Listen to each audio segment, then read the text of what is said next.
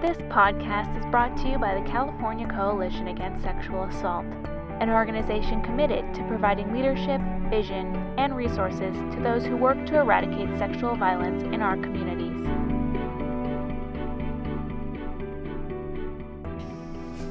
I'm Emily. I'm the Division Manager of Prevention at Peace Over Violence, and I really am involved in the youth leadership and empowerment around Denim Day. This will be the 12th year of Denim Day. Denim Day originated in Italy when a woman was raped by her driving instructor, and the court held that she could not have been raped because her jeans were too tight. She must have consented because there was no way she could take off her jeans without being complicit in the sexual assault. What happened then is in California Senate, the women showed up in jeans in solidarity with the Italian Parliament, whose women were showing up in jeans also. Patty Giggins, our executive director, saw this and decided that everyone should wear jeans and started Denim Day in LA 11 years ago. My name is Daniel Pizarro. I'm the Director of New Technologies and Design at Peace Over Violence. What I like to do and engage when I'm looking at the design of Denim Day is how do I make people pay attention to the messaging. One of the big components of our Denim Day campaign is that it's in red. So it really calls out, this is an emergency, this is a public health issue. So we really want to highlight this and interface the public almost in a very aggressive manner. Along with the red, we also like to address specific issues that are very taboo within the realm of sexual assault and rape. Just to give you an example, spousal rape. This is something that isn't mentioned, particularly when people think about rape. So these are sort of topics that we like to touch on that make people aware, educate them, and at the same time, it prevents something from happening if it were ever to come up. And we're going to really be in our LAUSD local school district. We work very closely with administrators. Even the school board signs off on Denim Day coming to all the schools.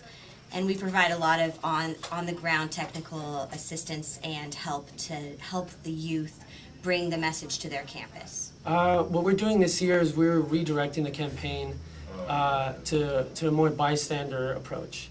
Well, we're really talking about accountability, community accountability, and how you can be an active bystander.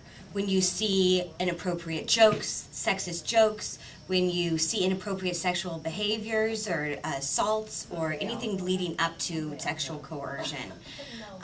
Several of our new kind of prevention angle flyers are going to focus on our youth populations and being engaging the communities and being accountable to stop violence against women, sexual assault, rape, and relationship violence, because we see all those types of violences critically intertwined. This year, we're also moving more to an online and virtual presence. We're going to have all of our materials available for download on our website. We have a PowerPoint and tools and action kits for people to take the message outside of LA, outside of California, throughout the nation and world. Just to piggyback what Emily just said, one of the big things that we really want to do with this particular campaign is that we want to be conscious about the materials that we put out there in terms of how much waste are we producing, right? So we're really pursuing more of a online approach where people could actually download the materials as opposed to us producing thousands and thousands of flyers that really sometimes aren't quite as effective. So, we allow people to download the materials and do what they want with them in terms of how much they want to reproduce. Is one thing that's been really popular in our materials with youth and adults across the board is our buttons. So we have a series of Denim Day buttons and we add a new language each year. This year we're adding sign language, and the kids actually collect them. The youth collect them. We see them on their backpacks year round, and it's really established our presence on the schools. Also this year we're going to launch our Be Strong curriculum from the inside out.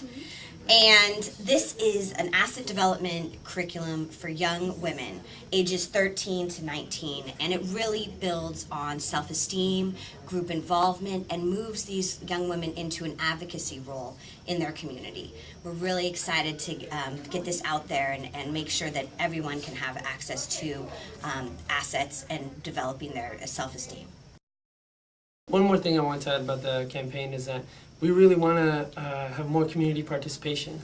So some of the things that we're really addressing this year is, something exciting and new like a flash mob. I don't know if you've ever heard of that, but these are events where we could, target specific areas that have a lot of foot traffic, and we could, just to give you an example, have a lot of people show up in denim and wearing red. So these are things that people in that particular space that aren't necessarily part of the flash mob will start to ask questions, and then you begin a dialogue with those people that don't necessarily know as much about the issue as they would. You spark something that starts a fire. Thank you for listening. This episode was brought to you by the California Coalition Against Sexual Assault. For more information about CalCASA's mission or to show your support, please visit our website, calcasa.org. That's calcasa.org.